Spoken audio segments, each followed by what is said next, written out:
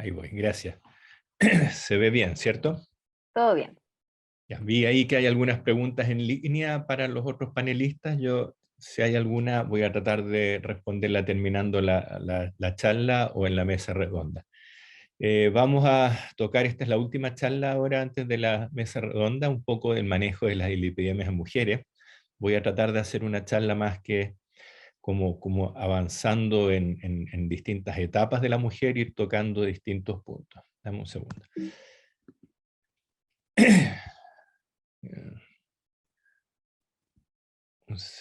Okay. A ver, en nuestro país diariamente mueren aproximadamente 36 hombres y 35 mujeres por enfermedades cerebrovasculares y cardiovasculares. Y esto se traduce en que es la primera causa de mortalidad en Chile en mujeres, con alrededor de, siempre oscila entre un 29 y un 31% año a año. Ahora está bastante equiparándose con la mortalidad asociada a todos los tipos de cáncer, lo que sugiere que estamos haciendo la pega bien. Está empezando a bajar la mortalidad por causa cardiovascular y está empezando a aumentar la de cáncer. De los factores de riesgo atribuibles a... perdón, voy a tratar de enumerar esto aquí. A los factores de riesgo atribuibles a muerte, estos son los 6 más importantes, todos relacionados con estilo de vida, la hipertensión, tabaquismo, hiperglicemia, sedentarismo, sobrepeso, obesidad, hipercolesterolemia. Me sorprendía las charlas anteriores como a tan temprana edad como a los 6 años ya los factores de riesgo asociados a estilos de vida ya están impactando a la población infantil. Imagínense cómo estamos en los adultos. Solo una muestra que pasa en la población adulta, esto es prevalencia de LDL elevado en población adulta. Fíjense que si es que tomamos las mujeres en un total y tomamos el corte de LDL en 100, tenemos alrededor de un 52% de las mujeres en general, en total en Chile con el colesterol elevado. Si es que tomamos el corte en 130, nos quedamos con alrededor de un 21%. Y si esto lo vemos en esto del grupo total, hombres y mujeres sobre los 45 años, fíjense que tenemos una población bastante importante con dislipidemia asociada solo a colesterol LDL. Existe también a colesterol HDL bajo y aumento de triglicéridos. Por tanto, estamos hablando de una población a nivel país bastante alta. Ahí está.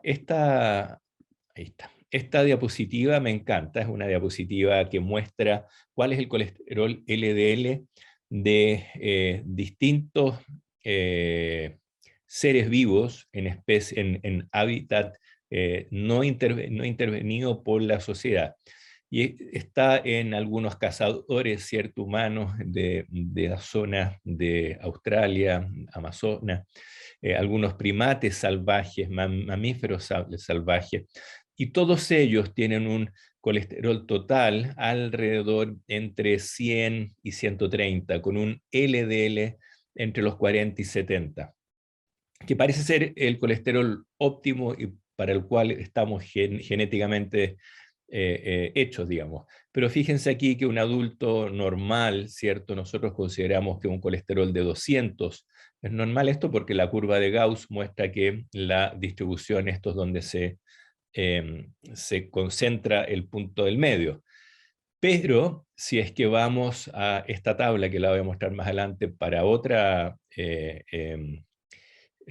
para mostrar otro punto, pero si mostramos esta tabla, estos son todos los eventos, o sea, son muchos, no todos, muchos de los estudios que se han usado con reducción de lípidos, en este caso casi todos con estatina, en prevención primaria en verde o amarillo y en prevención secundaria en celeste, y fíjense que todos ellos, si es que uno los extrapola, esto es cuánto bajan los eventos según cuánto bajo el colesterol, todos ellos, si yo los extrapolo a la línea de base, voy a tomar que en prevención secundaria 40 miligramos por decilitro de colesterol LDL pareciera no intervenir o no ser un factor de riesgo para un nuevo episodio, y en prevención primaria los 55. O sea, esto se asocia bastante bien a lo que vimos recién, que parecería ser nuestro colesterol genéticamente diseñado o determinado. Así que estas son las cifras que tenemos que pensar como metas en algún día, y es lo que están hoy día muchas de las guías pregonando. Ahora, en la vida de la mujer, la dislipidemia o la hipercolesterolemia se manifiesta en múltiples formas. En los pacientes con dislipidemia familiar, llámese una dislipidémica genéticamente determinada, muy alta, con un colesterol sobre 190 de LDL, que determina riesgo vascular alto, enfermedad cardiovascular precoz. Esto lo vemos ya desde la infancia. Tenemos el problema que interfiere con los métodos anticonceptivos hormonales, que hay que pesquisarla y tratarla temprano en la vida. Entre antes se empieza a tratar, más bajo es el acumulado total de colesterol de vida, y eso hace que los eventos disminuyan. Además se sabe, hay estudios que están ya asociando a las dislipidemias severas con un riesgo mayor de tener síndromes hipertensivos de embarazo. También hay asociaciones de dislipidemias con, o sea, hay un tema con el uso de terapia de reemplazo hormonal cuando hay una dislipidemia no tratada en una mujer perimenopáusica o menopáusica. Se sabe que hay una asociación entre hipercolesterolemia y riesgo de cáncer de mama con receptores de estrógenos positivos. Se sabe que aumenta el riesgo de enfermedad cardiovascular, infartos, accidentes vasculares y demencia, y entre otros. O sea, la dislipidemia, con esto lo que quiero mostrar es que está afectando a todas las etapas de la vida de la mujer. Y por tanto, en todas las etapas de la vida de la mujer la tenemos que estar buscando y ojalá corrigiendo. Ahora, súper corto, les voy a mostrar primero los fármacos que existen, cómo actúan, qué endpoints o qué beneficios tienen, y después vamos a seguir hablando un poco de cómo se miden, cuáles medir, etc. Tenemos tres tipos de fármacos. Los primeros son las estatinas. Y las estatinas, cierto, disminuyen en un porcentaje la concentración de LDL, y esto lo hacen disminuyendo la síntesis de colesterol en el hepatocito, que a su vez aumenta la síntesis de receptores de membrana, de pared celular de colesterol LDL, y hace que finalmente el colesterol LDL en circulación disminuya. Esta es la forma, digamos, en que funciona la estatina. Depende la estatina y la dosis de la estatina es la potencia que va a tener sobre nuestra reducción de colesterol, y es así que uno los puede dividir en potencia alta, que reducen más del 50% del colesterol basal LDL, de potencia moderada, entre un 30 y un 50, y de potencia baja, menos del 30%.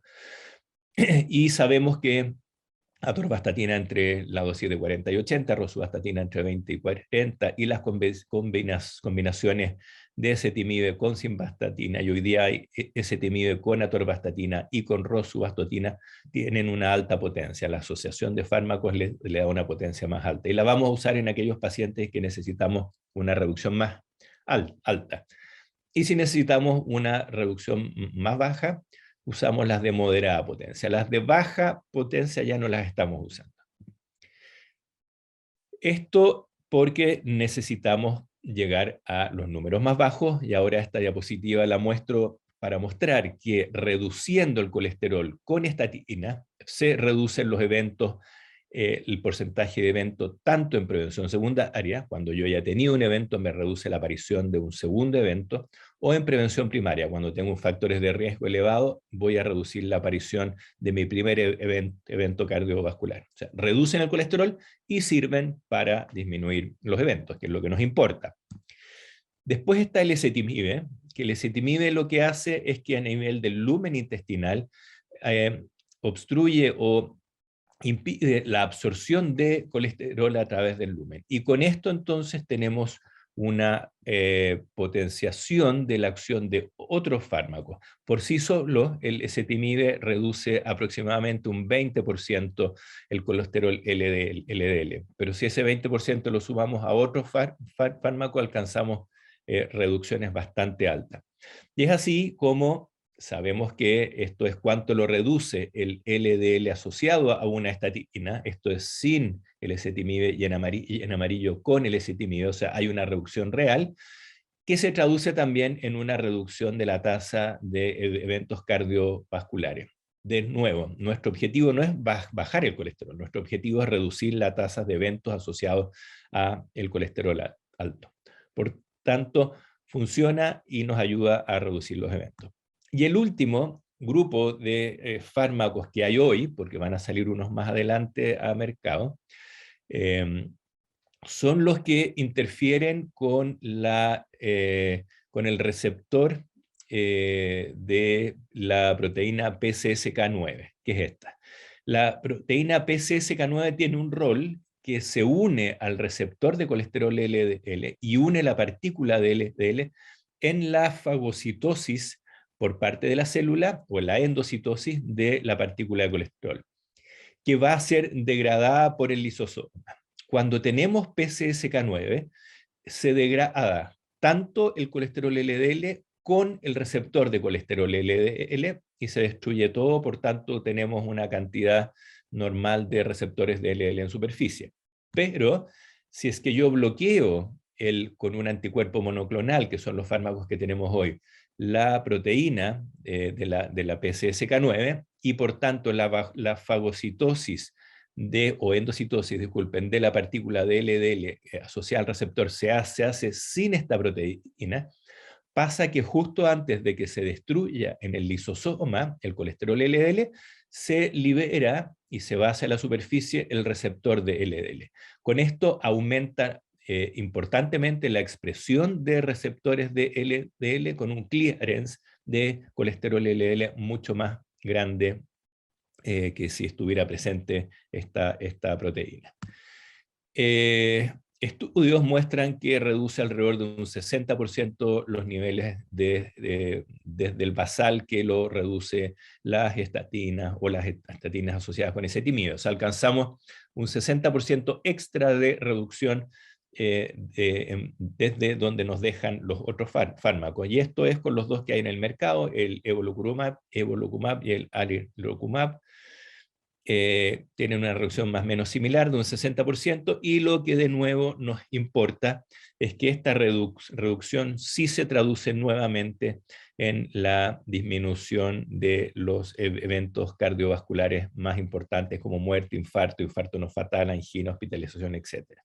O sea, estas tres familias de fármacos se pueden usar, funcionan, y lo que es interesante, como les mostré, todos funcionan en mecanismos distintos, se pueden sumar, no tienen ninguna contraindicación de usarlos en forma sumatoria.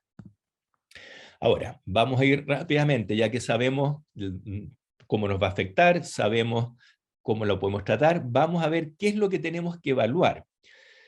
Todas las guías dicen que primariamente lo que tenemos que evaluar es el colesterol LDL. Y eso es porque todos los estudios nos han mostrado hasta la fecha que es el marcador más específico asociado a riesgo cardiovascular. Por tanto, lo vamos a seguir usando. Recuerden que el colesterol LDL se puede tomar en un examen de ayunas o habiendo ingerido alimento. No interfiere con el alimento previo a la toma de la muestra. Ahora, con el aumento de las dislipidemias mixtas, llámese que tengo el colesterol LDL sumado a triglicéridos elevados, que son secundarias a diabetes, síndrome metabólico, insuficiencia renal crónica, hipotiroidismo, etc., se ha, por tanto, pregonado usar también en forma paralela en los pacientes con estas patologías, o sea, en realidad son aquellos que tienen HDL bajo o triglicéridos altos, el colesterol no HDL, que lo vamos a mencionar un poquito más, les voy a explicar de qué se trata, para evaluar a estos pacientes.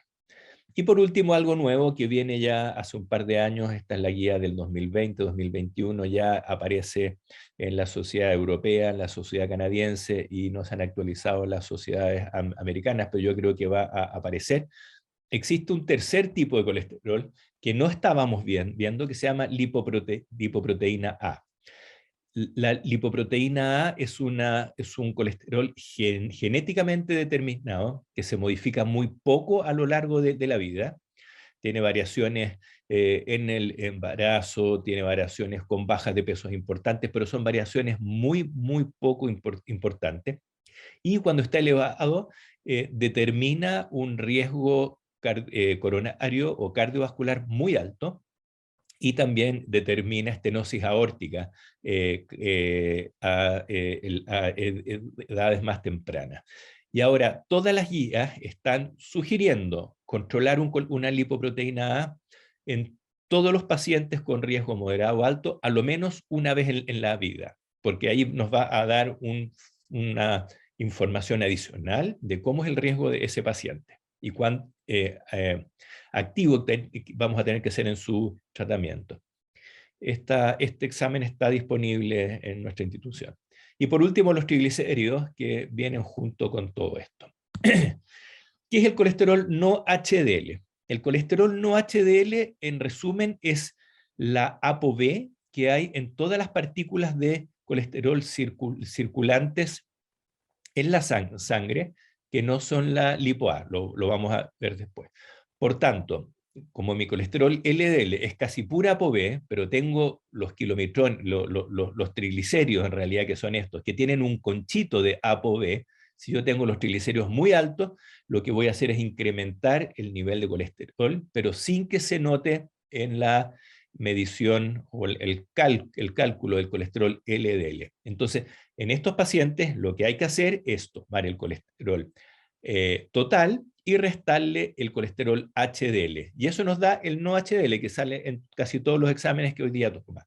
Y para interpretarlo, yo tengo que saber que el no HDL menos 30 puntos equivale al LDL que yo voy a buscar. Ejemplo, si yo tengo un paciente en prevención secundaria que necesito un LDL de 70 y resulta que mi no HDL está en 150, quiere decir que la verdad es que el LDL no está en 70, sino es que está en 120. O sea, los 150 menos los 30 me da 120. Por tanto, tengo que ajustar mi tratamiento para bajar. Por el contrario, si está en 100, quiere decir que está justo en los 70 que yo estoy buscando, 100 menos 30 da 70. Por tanto, es importante fijarse en el colesterol no HDL, sobre todo porque, como ya mencionaron, tenemos un porcentaje de síndrome metabólico en la población nacional que es bastante alto. ¿Y qué es la lipoproteína A? La lipoproteína A, fíjense que es muy parecido al colesterol LDL. Es un core que tiene una ApoB encima, que es esta naranja, y que tiene como un casco, por decirlo así, de ApoA. Esta ApoA nos impide que sea medida como colesterol LDL en los chequeos estándares, y es por eso que hay que medirla en forma independiente. Insisto, es genéticamente determinada, se concentra en las familias que tienen infarto, accidentes vasculares o demencia precoz, o estenosis aórtica precoz antes de los 60 años en la vida, y no se modifica con factores de dieta ni nada, y es importante, por tanto, chequearla para ver si es que voy a tratarla o no. La normal es hasta 75 nanogramos por ml o 32 miligramos por decilitro, y uno asume o sugiere que se trate sobre los 100 nanogramos, o sea, un poquito más de lo que es normal. Para terminar, dislipidemia y embarazo. Todas las guías hasta el momento dicen que en el embarazo hay que descontinuar las estatinas, en la planificación del embarazo hay que descontinuar las estatinas, ojalá un mes antes, y si es que uno pilla a una mujer que se embarazó y está tomando estatina, hay que sacarla. Hay algunos estudios que empezaron a sonar hace mucho tiempo de uso de pravastatina y disminución de preeclampsia. Esos estudios entiendo que no han avanzado mucho, pero hace poco salió este estudio de qué pasa con el outcome perinatal en mujeres que fueron expuestas a estatinas en el embarazo. Y fue muy interesante, nos da muchas luces, porque siempre tenemos el problema de aquellas mujeres que se quieren embarazar y que tienen dislipidemias familiares, son dislipidemias muy severas, que colesterol es sobre 300, 400 y que siempre da susto, digamos, que se vayan a embarazar y tener que sacarles las estatinas por el riesgo cardiovascular que eso conlleva. Ahora, la exposición a estatinas en el embarazo, lo más importante, no se asoció a anormalidades congénitas de los recién nacidos. No hay ninguna asociación entre la exposición en el embarazo, tanto de las mujeres que la empezaron a tomar en el embarazo como de las que lo tomaban antes.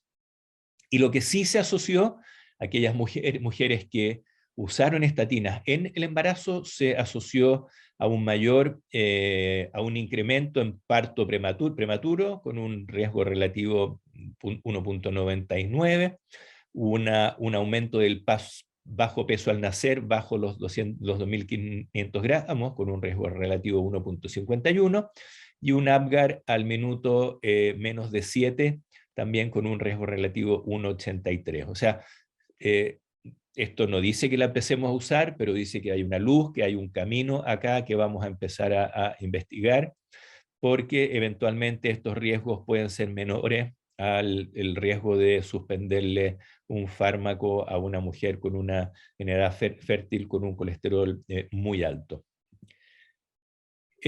Las metas, no me voy a meter en las metas porque todas las guías dicen más o menos lo mismo, y vuelvo a esta diapositiva porque estamos llegando a que las metas en prevención secundaria son entre los 45 y 55, y las metas en prevención primaria en pacientes con riesgo alto alrededor de 70 de LDL, o sea 100 de no HDL.